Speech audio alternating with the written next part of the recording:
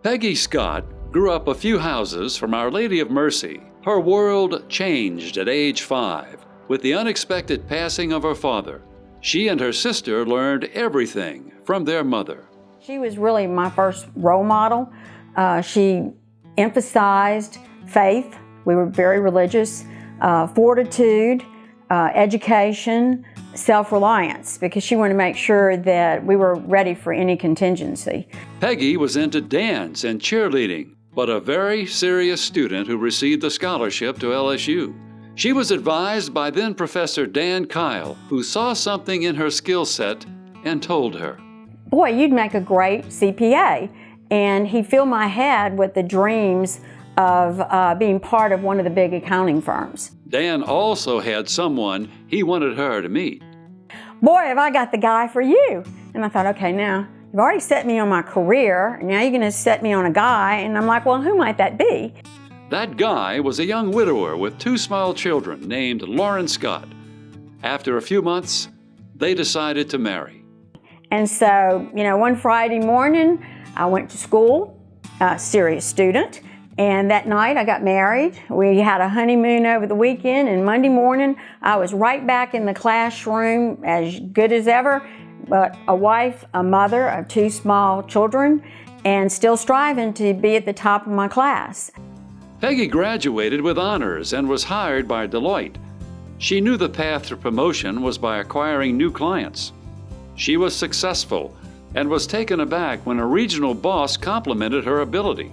"You're a great streetwalker." And I said, "What?" And he says, "I guess I'm gonna have to change that term to rainmaker because now that we have a woman." So I just learned very early on that I'm in their world and I can learn from them. There were no females, so there weren't any female mentors or role models. Peggy discovered that she had leadership skills as well.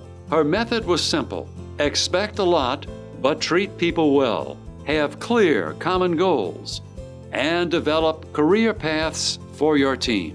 People rise to the level of your expectations.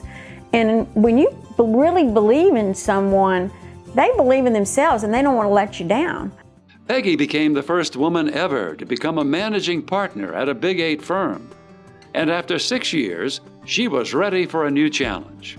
So I looked around and I saw what was going on in healthcare, and I said, maybe I can give them a helping hand here. Peggy joined the General Health System and helped develop a strategy to become a technology leader. She also secured the funding. The system went from a struggling entity to a top 100 hospital. This caught the eye of Novant Health, and Peggy was hired to oversee the largest healthcare acquisition of its time. The 8-hospital system acquired 21 additional facilities and had to create a new culture. 14 loyal employees followed Peggy to North Carolina. As a matter of fact, they called us the Louisiana Mafia. Looking to return home, Peggy joined Pan American Life in New Orleans, which operates in 42 states and 7 Latin American countries. She helped triple revenue for the company. Peggy was recruited for a worldwide CEO job. She accepted and was set to move to California when Hurricane Katrina hit. A passing comment from a friend made her stay. And she said, if everybody who's smart and is from Louisiana leaves, who's going to help rebuild? Peggy went to Blue Cross and was at the heart of our state's rebuilding efforts. Her team was recognized for the company's customer service, financial strength, and for shaping a strategy for the Affordable Care Act. Peggy left Blue Cross to focus on corporate board service. She is currently board chair for CLECO and is a senior advisor for Health Catalyst Capital. In addition, Peggy is a certified master gardener. It is impossible for me to pass through a garden or the florist and not feel peaceful. There's a saying that money can't buy happiness, but you can buy flowers. Peggy Scott has achieved unparalleled business success at several companies and won many awards in the process. She has been asked hundreds of times, how did you break the glass ceiling? Failure was not an option, okay? I didn't have a father. Failure's not an option. Didn't have any money to go to college. Failure is not an option. The impossible just takes a little longer. Peggy's energy level requires some downtime. She and Lauren have traveled extensively to breathe and recharge. You know, it's just a me time and a we time. He still makes me laugh. We both truly enjoy what we do. I'm proud of him when he has a great success, and he's proud of me. That's the way it's always been.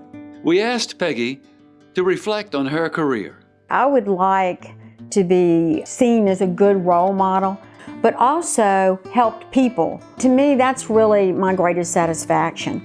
Peggy is grateful to be inducted into the Business Hall of Fame. I would like to thank Baton Rouge Business Report for the honor, but also Junior Achievement. I had the honor of being on the board of both the Baton Rouge and the New Orleans Junior Achievement programs, and they are awesome in what they do. So I consider this just one of the greatest honors and pleasures of my life, and I thank my family, my friends, my colleagues, and all those that supported me along the way. I feel like it's an honor for everybody. A determined lady who never considered failure as an option became the nation's first female managing partner of a major accounting firm. She used her leadership skills to build diverse teams and challenge them to excel in the most important business function, adapting to change. A wife, mother, grandmother, community servant, and master gardener who focused on improving health care and education in her beloved Louisiana. It is with great honor that Peggy Scott is inducted into the Baton Rouge Business Hall of Fame.